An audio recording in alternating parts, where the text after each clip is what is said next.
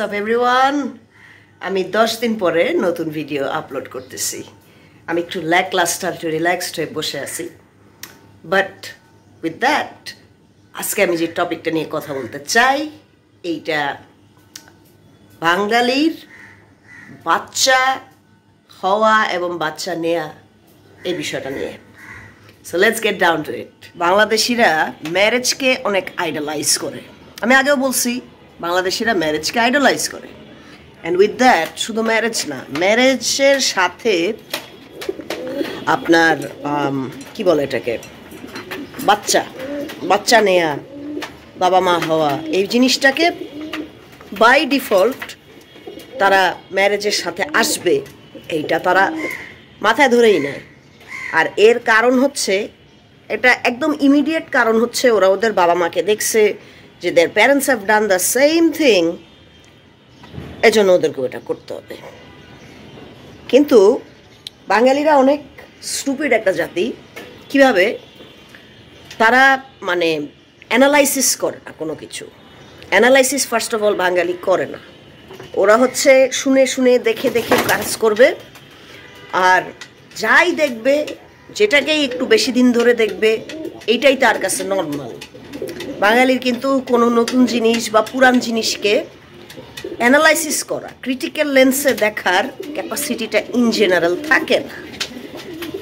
IQ 75 সাধারণ লোকের এখানে তো আসলে কিছু আশা করার নাই। তার চেয়ে বড় কথা হচ্ছে তারা সব কিছুকে ধর্মের আলোকে দেখতে চায়। এখন সেটা একটা ডিফারেন্ট টপিক। ধর্ম নিয়ে কথা বললে আমার কল্লা পড়ে যাবে, তো ধর্মকে আমি টোকা দিব না। যাই হোক, যেটা বলতেছিলাম যে বাচ্চা নেয়ার বিষয়টা নিয়ে, একটা বাচ্চাকে রেইজ করতে গেলে আপনি সব সময় আগে আপনার আইডিয়ালি চিন্তা করা উচিত যে আমি যে বাচ্চাকে পৃথিবীতে আনবো, আমি যে বাচ্চাটাকে বড় করব, আমি যে তাকে খাবার দাবার খাওয়াবো, তার পড়ালেখা করাবো, তার শখ আহ্লাদ পূরণ করব, তার অসুস্থতা আসলে তাকে আমি ডাক্তারের কাছে নিব, অপারেশন লাগলে অপারেশন করাবো, তারপরে তাকে আমি ইউনিভার্সিটি কলেজে পড়াবো, তাকেও আমি বিয়ে দিব।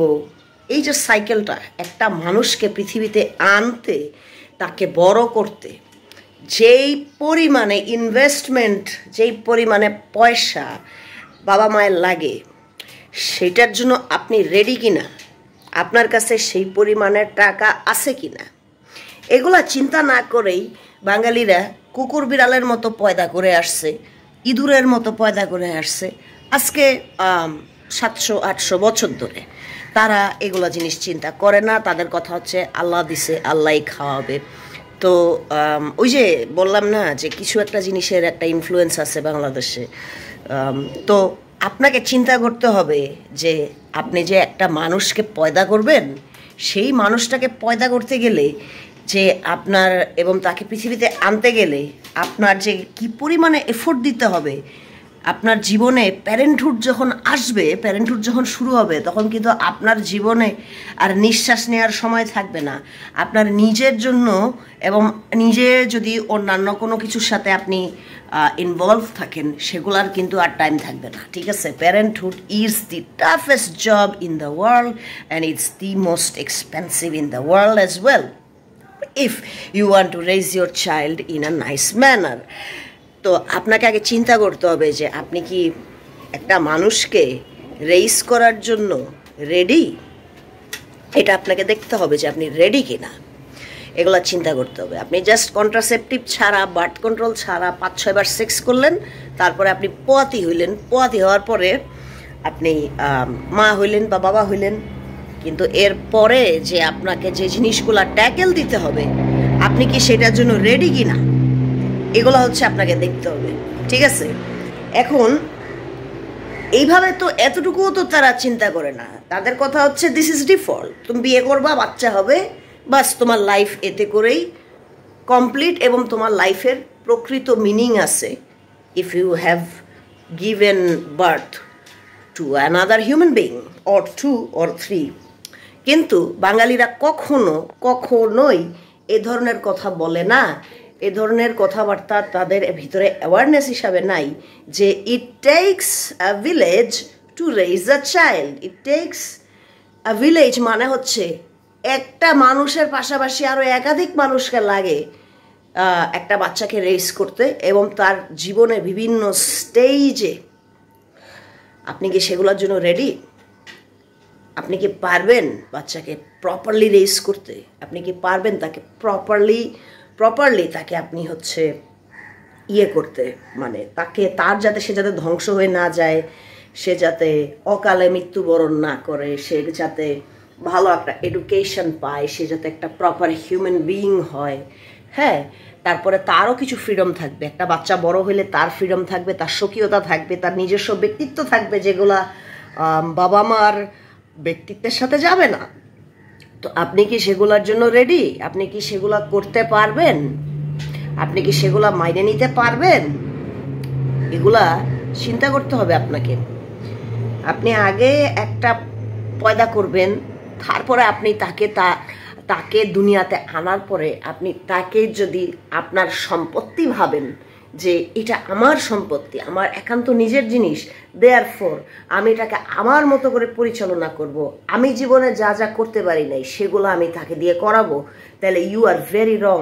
খুবই ভুল করতেছেন আপনি। কারণ আপনার বাচ্চাকে হয়তো আপনি একটা লেভেল পর্যন্ত, সেটা হচ্ছে 13-14 বছর পর্যন্ত আপনি হয়তো তাকে আপনার মতো করে বড় করতে পারবেন, কিন্তু একটা সময় যখন তার নিজের ব্যক্তিত্ব ডেভেলপ করা শুরু করবে, তখন কিন্তু সে আপনাকে রিভল্ট করবে, তখন তার নিজস্ব স্বকীয়তা তৈরি হবে। তখন আপনি গিয়ে স্যান্ডেল দিয়ে জুতা দিয়ে মারবেন, ঠিক আছে, মাইরা বলবেন যে তুই আমার সন্তান, তুই আমার প্রোডাক্ট, আমি তোকে পৃথিবীতে আনছি, আমি তোকে জন্ম দিছি, এজন্য তুই আমার মতো করে চলবি। এইটা যদি আপনি মনে করেন তাহলে কিন্তু আপনি ভুল। কারণ এইটা যদি আপনি মনে করে আপনার বাচ্চার উপরে অ্যাপ্লাই করতে চান, তাকে সম্পূর্ণ তাকে গড়তে না দিয়ে, তাকে তার মতো বড় হইতে না দিয়ে, তাকে স্পেস না দিয়ে যদি আপনি মনে করেন আপনি বাপ মায়ের জন্য আপনি চাইল্ডের ওনার, চাইল্ডের গড, তাহলে কিন্তু আপনি দেখবেন যে ইদার আপনি অ্যাবিউসিভ হয়ে যাবেন তার সাথে, বাচ্চার সাথে, অথবা যেটা হবে সেটা হচ্ছে চাইল্ড আপনাকে ভিতরে ভিতরে ঘৃণা করবে, অথবা সে এমনভাবে বড় হবে যে তার পার্সোনালিটিতে অনেক সমস্যা থাকবে এবং সে নিজের মতো করে গ্রো করতে পারবে না। বিভিন্ন রকমের এফেক্ট থাকে, এগুলো প্যারেন্টসের বিভিন্ন রকমের এফেক্ট বাচ্চাদের উপরে থাকে। তো এগুলা জিনিস চিন্তা করে আপনারা ভাববেন যে আপনি কি চাইল্ড নিতে রেডি? আপনি কি চাইল্ড আদৌ নেবেন? চাইল্ড নেওয়াটা কি খুব জরুরি? চাইল্ড ছাড়াও মানুষ থাকে, আপনি করবেন কি না? If it's really that important to you, then I wish you good luck. And if it isn't as important, then you can skip it. কাপল হইলে এই বাচ্চা নিতে হবে, বিষয়টা তা না, বিষয়টা এরকম না। কিন্তু বাঙালিরা তারা নিজেরা যা করে আসছে তারা অন্য কেউ সেটা করতে দেখতে চায়, আর এই সাইকেলটা অনেকের জন্য অনেক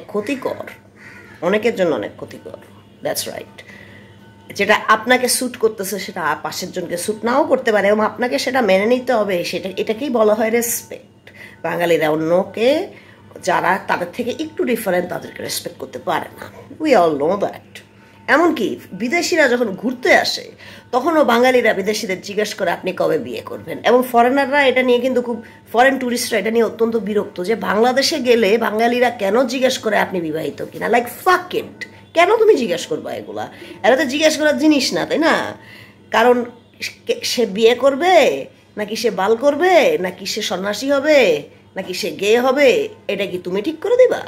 না, এটা তুমি ঠিক করে দিবা না, এইটা তোমাকে মনে রাখতে হবে, ঠিক আছে? তো ওই জন্য আমি আমার ভিডিওটা শেষ করতে চাই এই বলে যে আপনি যে বাচ্চা নেবেন, বাচ্চা নেওয়ার আগে চিন্তা করবেন 10 বার। বাচ্চা নেওয়ার আগে চিন্তা করবেন 10 বার। শুধু আপনি ঠাস করে পয়দা করেন না, এতে করে দেশের ক্ষতি হবে। দেশের জনসংখ্যা এমনিতেই অনেক বেশি, 20 কোটির উপরে। আমাদের জনবল এত বেশি, কিন্তু আনএমপ্লয়েড, বেকার, প্রচুর কাজ নাই, ঠিক আছে? তো অনেক কিছু চিন্তার বিষয় আছে এখানে। আর আরেকটা জিনিস, যেই কারণে বাংলাদেশিরা বাচ্চা নেয়ার জন্য এত মরিয়া, এত উদ্গ্রীব, তারা মনে করে যে বাচ্চা নিলে সেই বাচ্চাটা বড় হয়ে তাকে দেখবে। ওয়েল, অনেকেই দেখে, অনেকেই বাবা মাকে দেখে, বেশিরভাগই বাবা মাকে দেখে, ফেলে দেয় না। কিন্তু এ যে একেবারে আপনাকে দেখেই রাখবে আপনার বুড়া বয়সে, এটা আপনি কখনো আশা করবেন না। কারণ আশা করলে আপনার আশা ভঙ্গ হতে পারে। এই পসিবিলিটিটা আছে বলেই বলতেছি যে আপনি আপনার রিটায়ারমেন্ট প্ল্যান হিসাবে পয়সা মানে রিটায়ারমেন্টের জন্য পয়সা আপনি করেন, জমান, আপনি অন্যান্য ফ্যাসিলিটিস সেগুলা ঠিক করে রাখেন অল্টারনেটিভ হিসাবে। ইনকেস আপনার বাচ্চা আপনাকে দেখলো না, বা আপনার বাচ্চা ভালো, আপনার সাথে সম্পর্ক ভালো, কিন্তু সে সামহাও আপনার কাছে থাকে না, বা আপনাকে দেখে না, বা দেখতে পারে না, বা অনেকগুলা কারণ থাকতে পারে। কিন্তু আপনাকে সব সময় চিন্তা করতে হবে যে আমার বাচ্চা বাই ডিফল্ট যে আমাকে দেখবে এর কোনো গ্যারান্টি নেই। দেয়ারফর আপনার রিটায়ারমেন্ট প্ল্যানের অংশ শুধু বাচ্চা পয়দা করা না, আপনার রিটায়ারমেন্টের প্ল্যানের অংশ হওয়া উচিত যে আপনি ওল্ড এইজে যাতে সাফার না করেন সেজন্য যথেষ্ট পরিমাণে পয়সা সেভ আপ করা, এবং ভালো দেখে রিটায়ারমেন্ট হোমের কিছু খোঁজ নিয়ে রাখা।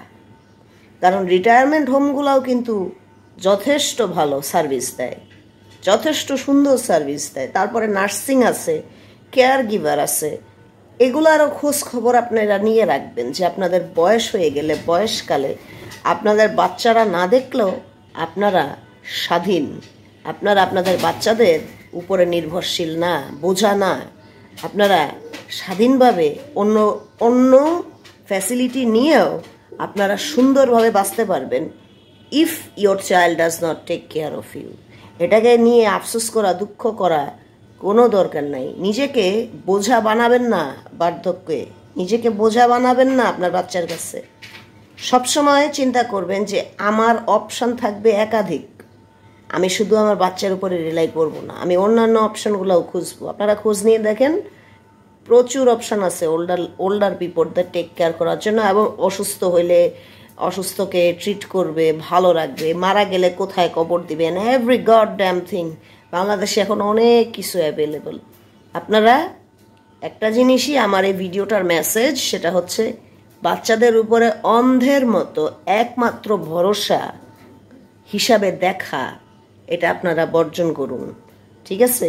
আর হচ্ছে দ্বিতীয় মেসেজ হচ্ছে, আপনারা যারা দম্পতিরা বাচ্চা নিবেন, আগে চিন্তা করবেন যে আমি কি বাচ্চা নিব, বাচ্চাটা নিলে আমি কদ্দূর তাকে রাখতে পারবো, আমি কি এই ঝামেলার ভিতর যাব? কারণ বাচ্চা রেস করা কিন্তু অনেক মাথা ব্যথার বিষয়। আপনি করবেন কি না এগুলা, ঠিক আছে? এগুলো আপনারা একটু দেখবেন। তো এটাই third message and final message যেটা আমি দিতে চাই, মানে দেওয়াটা খুব দরকার। আমাদের দেশের মানুষরা, এত মানুষ থাকতো বাংলাদেশে, অরফানেজ থেকে তারা অরফান দত্তক নেয় না, পয়দা করে, বাচ্চা প্রসব করে, কিন্তু অরফান তারা সামর্থ্য থাকলেও তারা অরফান দত্তক নেয় না। কারণ তারা মনে করে এটা আরেকজনের চাইল্ড, আরেকজনের ব্লাড, এই জন্য ওই চাইল্ডকে দত্তক নেয়ার আসলে কিছু নাই, বা এটা তাদের মাথা দিয়েই পাস করে না যে লেটস অ্যাডপ্ট আ চাইল্ড। কারণ এই কালচারটায়, প্র্যাকটিসটা আমাদের দেশে নাই। প্রচুর অনাথ শিশু আছে যাদের অ্যাকচুয়ালি প্যারেন্টস দরকার, কিন্তু তারা প্যারেন্টস পায় না, তারা তারা অরফানেজ হোমে বড় হয়, এবং তাদের জীবনটা অত্যন্ত কষ্টের, দুঃখের। তাদের দিকে আপনারা একটু তাকান, তাদেরকে আপনারা একটু দেখেন, তাদেরও বাপ মা প্রয়োজন। তো আপনারা একটু আইডিয়া অফ অ্যাডপশনকে অ্যাকসেপ্ট করেন, গ্রহণ করেন, ওয়েলকাম করেন। কারণ অনেক সন্তান আছে, অনেক শিশু আছে যারা প্যারেন্টস চাচ্ছে, কিন্তু তারা কোনো প্যারেন্টস পাচ্ছে না। Thank you.